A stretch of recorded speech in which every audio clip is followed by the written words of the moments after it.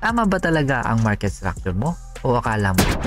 Kasi kung mali ang pagkakamap mo, automatic mali na rin ang bias mo. Today, ituturo ko sa inyo kung paano ang tamang mapping ng market structure using SMC or Smart Money concept. Let's go with the basic.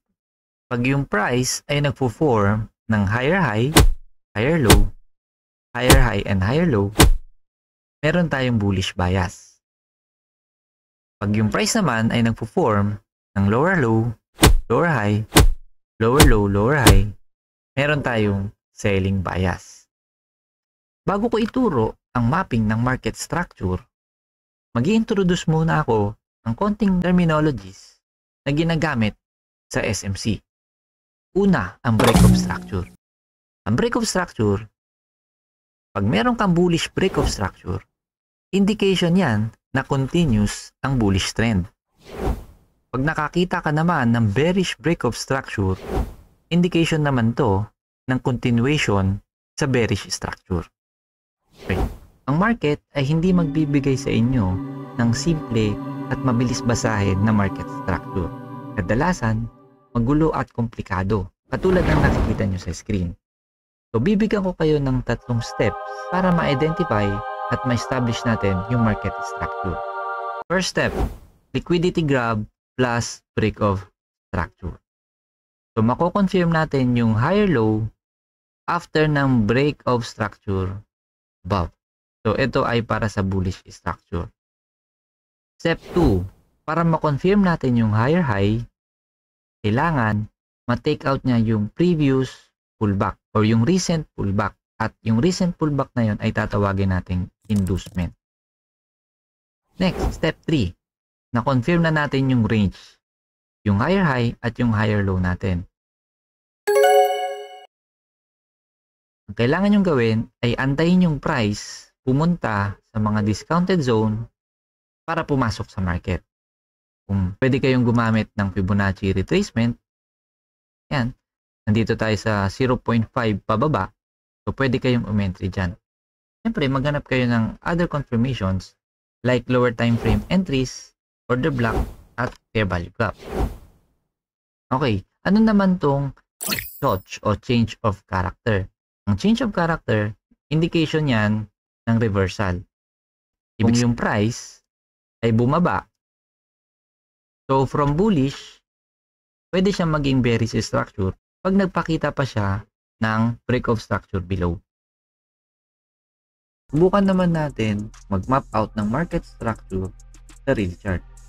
So ang step 1, kailangan natin maghanap ng liquidity plus break of structure. So dito sa left side, may liquidity dito.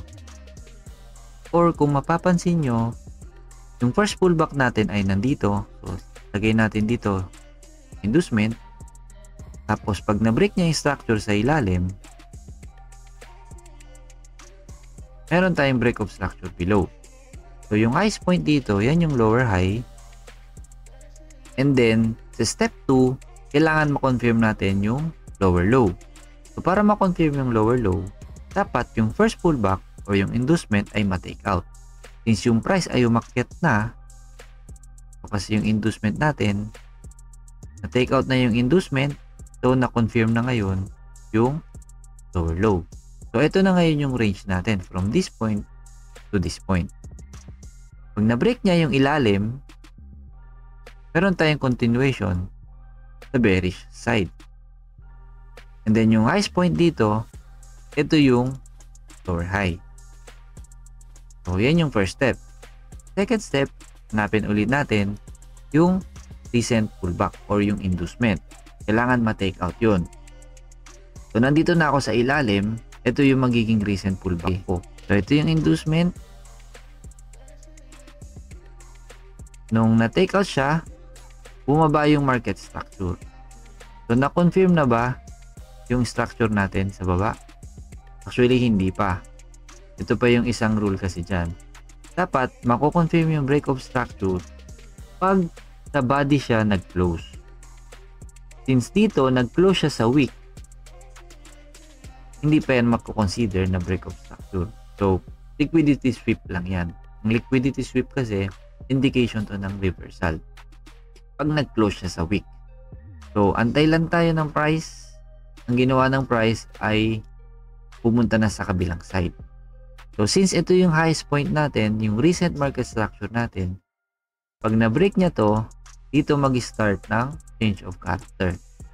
So, dahil nagkaroon na ng change of character, syempre, nandito na yung price yan eh.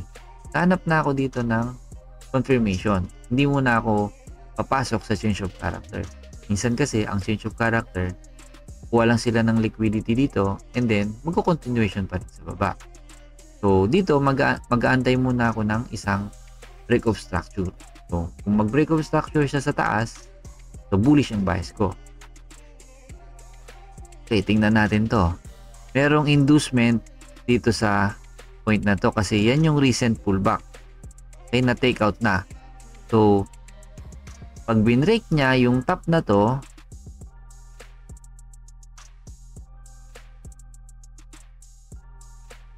na breakout naman niya. So, yung pinakailalim, yan yung higher low.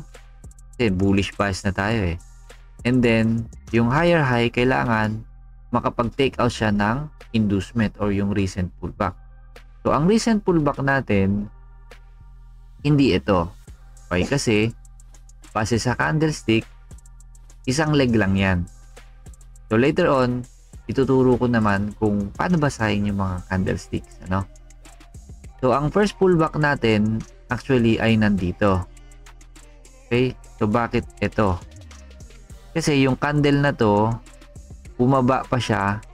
I mean, itong candle na tong nasa gitna, bumaba pa siya dun sa previous candle. So, ito yung magiging inducement. Yan. So, bakit hindi itong nasa taas? Kasi, kung i-observe ko to, yung candle na to, itong black candle, ay nasa loob ng candle na to.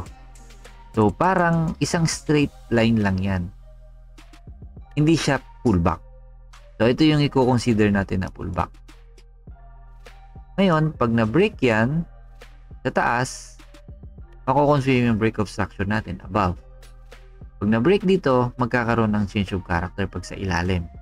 So, tingnan natin yung price, anong ginawa. Okay, nag-break of structure siya dun sa taas.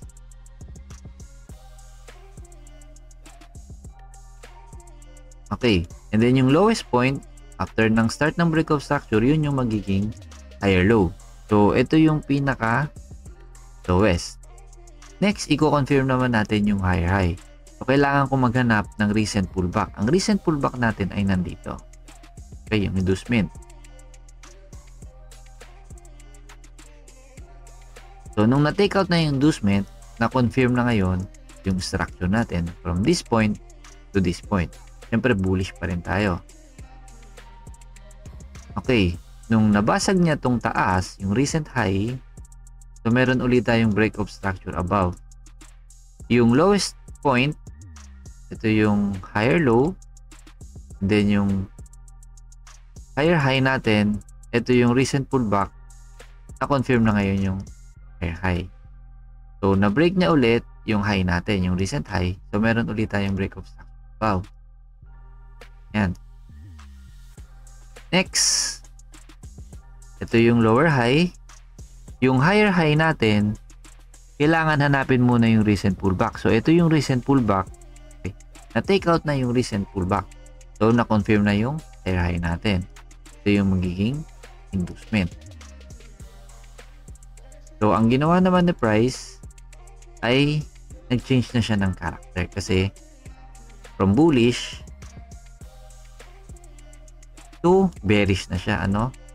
So, maghahanap muna ako ng break of structure below para ma-confirm yung bullish, yung bearish structure. So, syempre, dito na ako maghahanap sa part na to kasi dito nag-start ng bearish, ng change of character. So, yung recent pullback ay ito. Okay, ito yung recent pullback. So, lagyan na lang natin inducement. And then, yung break of structure below. So, yung highest point, ito yung lower high.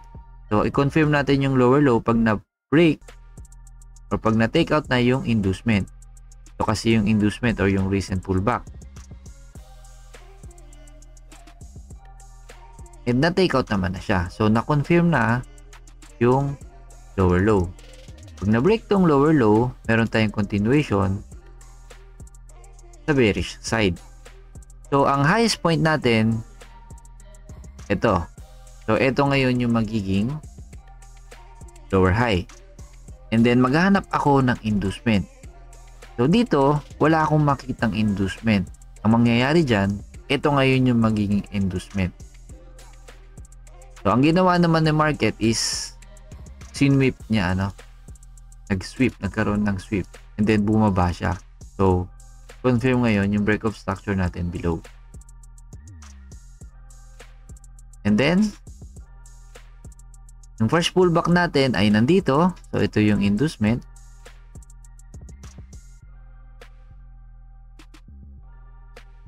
So, yung lower high at saka lower low natin na-confirm na. No? Ito yung range natin ngayon. So, kung na-break to, mako-confirm yung break of structure below. Yan. So, nagkaroon ng break of structure below. Yung highest point dito, ito yung higher low. Okay.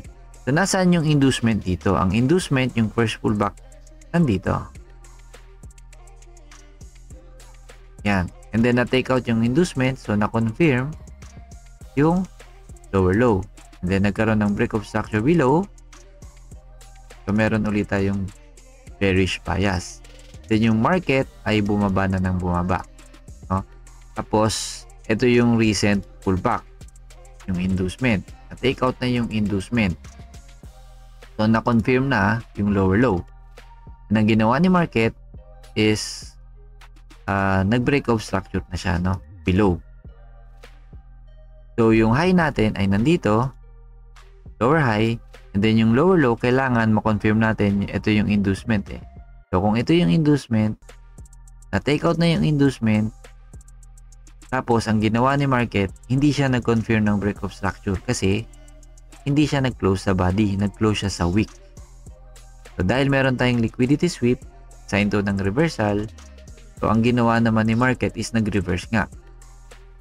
Dahil ito yung previous high natin, ito yung change of character. Ayan. So, medyo choppy na yung price action dito, kasi nag-sweep uli siya dito. Tapos dito nag-sweep din. Actually, nag-break of structure siya. Pero, dito sa point na to, nag-sweep na naman siya. So, kaya nasabi kong choppy. Okay, ito na ngayon yung price. So, hindi pa ako naghahanap ng price action dito kasi gusto ko muna i-confirm kung saan siya magbe-break. So, kung i-break niya tong top na to, recent high, pag na-break niya yan, so siguro, dyan pa lang ako maghanap ng continuation sa bullish side. Pag na-break naman na to, so dito, maghanap ako ng continuation sa bearish side. Hindi madaling basahin ang market structure.